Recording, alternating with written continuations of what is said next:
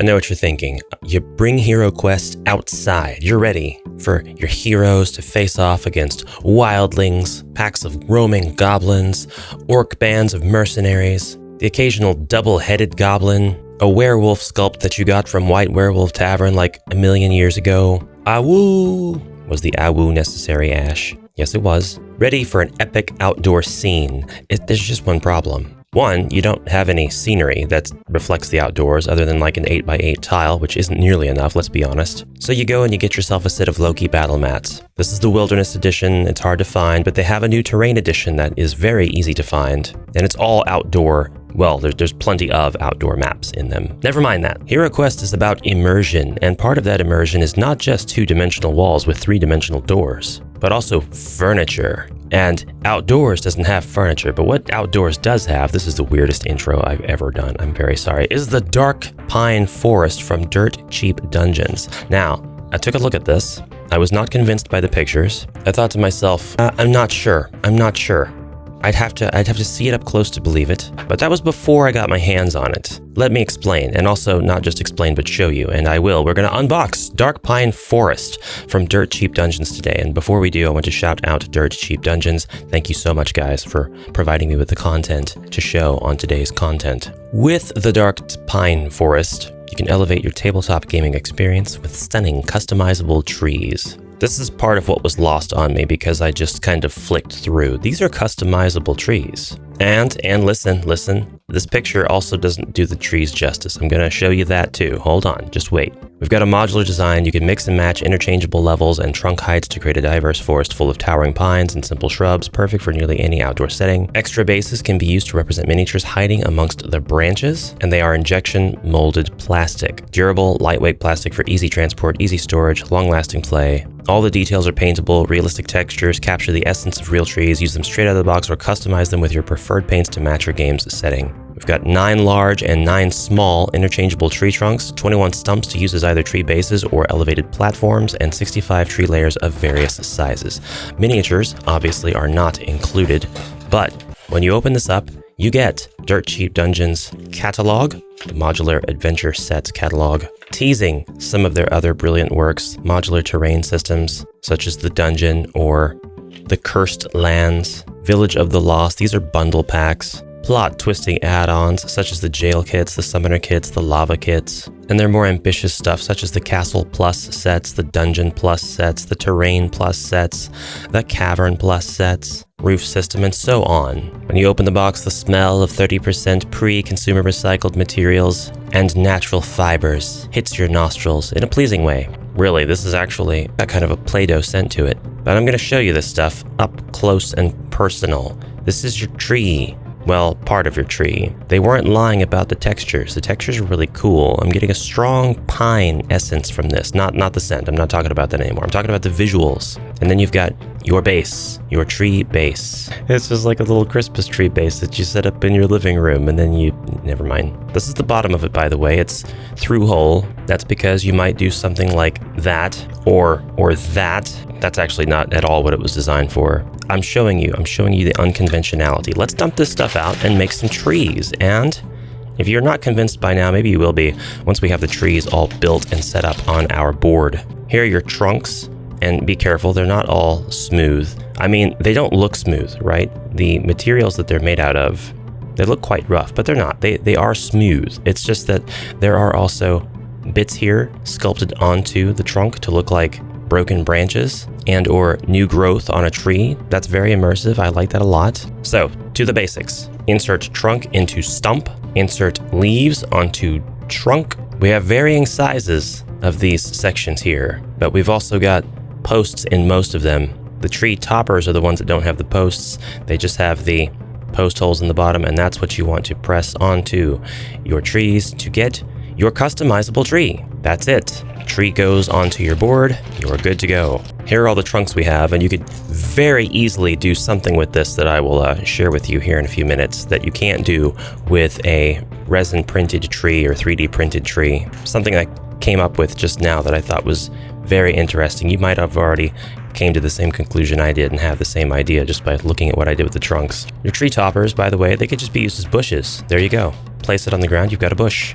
done. Honestly, I don't see very many flaws with this at all. And if you leave the top of your tree off, you can take a stump, turn it upside down, and that is your base that you're putting onto the tree. That will allow your NPCs or monsters or player characters to stand on top of the trees, or it represents them hiding in the tree. They could be hiding in the tree, they could be on the tree. This is a druid, so he could be the tree. You don't know. Druids are sneaky. Don't trust them. We have a massive tree that we just made right here. Completely customizable. I used one of the shorter trunks, and then I used a large tree layer followed by 2 medium tree layers and then a small tree layer. Honestly, I like the way that Dirt Cheap Dungeons does stuff, but this might be their most ingenious product. Just like the way that you can customize things. You could make a forest of only these large trees versus a completely separate forest that you make with only the small trees. Just boom, look at that. You can make, I know I'm coming up with ideas before I finish my scene, but you could make a farm, and then every time the heroes return to it, the trees or other plants, I guess they'd be trees actually. I was gonna say like, or the apple trees or the orange trees or trees could have grown a little bit each time. So they start out looking, well, like this, I guess, or just like this, or using the small trunk. And then the next time you go, it's the large trunk. And then you go again and it might look like this, then like this, and so on and so forth until you've got fully producing trees. And it's not like all of these look the same. I mean, even if it is the same sculpt, and like if you're careful and you study them closely, you can tell that the small and the large are actually the same sculpt. They're just scaled differently. And then the post was rescaled to be more appropriately sized for the tree put togethering. All you gotta do is just barely turn it, and now it looks completely varied. It doesn't look the same at all. Actually, I'm still showing it with the same side that it was there. There we go. Not the same at all. I'm like you. I get it. I would be very hesitant to purchase any sort of outdoor pack as well. The fact is, it's a slippery slope. It's something that you're not sure you would be able to maintain if you started on it. Well, this is a complete product, although after you're done building the trees like I'm building here, you might decide that's not really enough trees, and you might need to buy a second pack. I'm just randomly putting the trees together. I'm not trying to plan this out. They're pretty much all different so far. I think I've got these two that ended up being the same. These two are not the same because this one's using a different sized tree layer for its first layer. No two of my trees look alike. And let me tell you, that is a quality component of immersion. We're going to get to glam shots here very soon so you can see what this looks like from the mini's perspective, because we all live arbitrarily through our 28 to 32 millimeter miniatures. You can just place the stumps, by the way. You don't have to have a tree or a trunk on them. You can just place them, and that represents a sawn off tree. I don't want to do that. I also have a couple of maps in this set of books that are just like tree stumps everywhere. So I reckon I can mix the tree stumps that are in the book with the 3D trees, and it might have a pretty decent effect. I pretty much have 3 extra stumps, 3 more stumps than I have trunks. So these stumps would act as NPC or monster or character bases. I'm just building. I'm not really concerned with running out of parts at any given time. I guess this could technically happen, but I'm not too worried about it at this moment. I'm kind of thinking the idea was to provide extras of things just in case. So you're never ever going to run into the situation where you're putting together all your trees and then you stop and you end up with way too many trunks, and now you don't have any bases left, or you don't have any tree layers left. No, you're going to be able to build the trees that you want to build. I'd probably stop at 4 layers though. I think 5 or more layers would look kind of silly. These take paint extremely well. I've splashed paint on various Dirt Cheap Dungeon products without primer. I would not do that to these. These I would put primer on if you're going to paint them. Prime these, and then you can have different seasons of trees. You can have an autumnal forest, or you can just paint them with invisible paint, and then you can have a dead forest. I mean, I guess it would be easier to just have a bunch of stumps that look like this, though, without any sort of tree layers on them. Not as fun, though. You should, if I had one suggestion to make to Dirt Cheap, it would be give us some endings of branches that are completely leafless. Represent some dead trees out here. Just me personally, I'm trying really hard not to have where I have a large tree layer and then a small, then another large. I want them to pyramid upwards, but I'm going to try doing it that way, and we'll see what the visual effect looks like. I mean, it's fine. It's really no less immersive. Some tree branches hang out and spread farther than others, and you can get effects that look like this from time to time, so I'm going to keep it. Actually, between the two, from an overhead perspective, the one with the alternating sized tree layers looks better. It actually looks more realistic. I've been making my trees wrong this whole time. So far, the tallest tree that I've made, it's not the tallest actually. These fit so nice and snug too, like you can now take this and drop it on the floor or kind of lightly toss it, it's not gonna come apart. There we go, I got all my trees made, and I actually have all of these left over because I didn't want to make trees that had like 6 sections or anything. And I got my bases just in case I want my characters to be able to climb into the trees. And these tree toppers, these I'm actually going to use as just bushes in my forest. So honestly, I've got 5 of these toppers. So we'll have 5 bushes, and then we'll just have 3 stumps. Oh, you don't have to use the trunks. It just dawned on me. You can create this situation. We've got foliage now. We've just got foliage. Actually, this is about the hero size. So like you could obtain this as an item, and if your player wants to use their treasure card that is like the ghillie suit, just replace your miniature with one of these. And now you're following the 1-inch grid system. You're moving amongst the trees. The enemies cannot detect you. You are thriving. You are staying in your trail. Okay, I'm going to attempt to just like randomly place the trees, and this is our scene. This is the forest.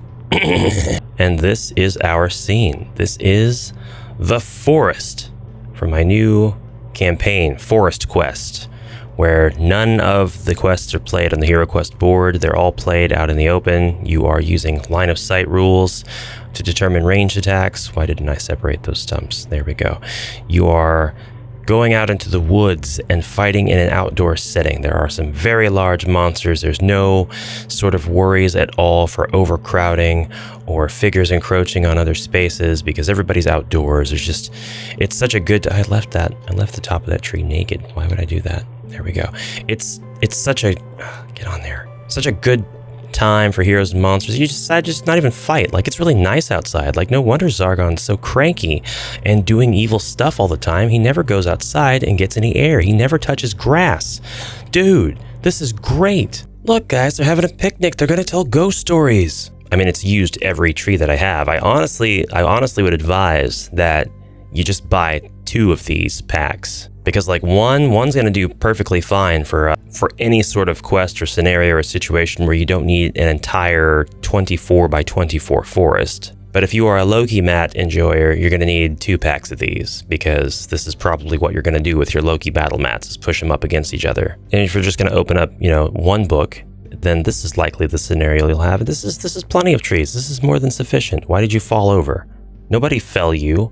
I didn't hear anybody yell 4. Who did that? Was it you? Let's sing the campfire song. CAMPFIRE. No. Wait, no, I see him. The goblin that's going around chopping down trees. I really need to paint your base, don't I? Goblin chopping down trees. That reminds me. Oh yeah, the other thing that you can do with this set. Your heroes can go to trees, which are essentially gathering nodes, and perform an action on them, such as chopping. Now, this can take place in the form of a combat sequence or what have you, but at the end of the day, if they're successful, you'll be able to get materials from that node, and if you exhaust the node, you can remove the node. A little bit of video game gathering terminology there, but you can also take and keep the trunk. And using the 1 die for movement carrying rules, you can carry the trunks to a place that would signify that the heroes are attempting to store wood for perhaps an extended stay, for maybe perhaps a scenario in which the heroes have to defend their camp for a couple of weeks. I don't know, there's all kinds of ways to do it. But whatever way you choose to do it, that is Dark Pine Forest from Dirt Cheap Dungeons. Small box, in need, I think, of some variation on foliage. But if you're going to use it with a map that has pre-baked flowers and stuff right in the visuals, then they're perfect. They're perfect. So this particular set of battle maps already has our flowers. I hear you want to see more examples. I've got the wilderness books, I might as well use them. Turn to a completely separate set of pages. I know it looks the same, but this is the one that's got the elevated terrain on it. But it'll help if you just sing along. Ah, man. And now here's what that situation looks like. Let's get rid of the extra bases. I got me a little copsey that I built out of all of these little trees. I just pushed them all together, and now we've got a copsey. Cops. Did you know what a copsey was? Cops. See, fun can be educational. All right, we'll do another map. Gosh, it's never enough with you guys, always demanding more and more. Thirsty for adventure are our heroes, the druid, the orc, and the newly acquitted of his crimes, unofficially by being broken out of the jail, Chefy the Goblin, so named because he insists that he is a chef and that is why he is carrying the machete, have a thirst for adventure that can only be quenched to the curiously named Splat Brain Ravine. But all is not well at Splat Brain Ravine. Hey bruv, why do you think they call it Splat Brain? I don't know. Perhaps looking out across its splendor, the beautiful vista that it creates with its natural depth and its water-hewn passageways is enough to render the senses dull with a wonder and joy such as not been known before. Chevy! Are those guys gonna come over here? Man, I really hope they're careful. I just whacked the bridge. You wanna see how far I can jump? No, not particularly. Boing! Bada! Well, that is quite impressive. I believe I will turn into a bird for a little bit and fly around the ravine, taking in the beautiful sights. Squaw! Squaw! Squaw! Chevy! Chevy gonna chef! Whoa, slippery bridge! Ah!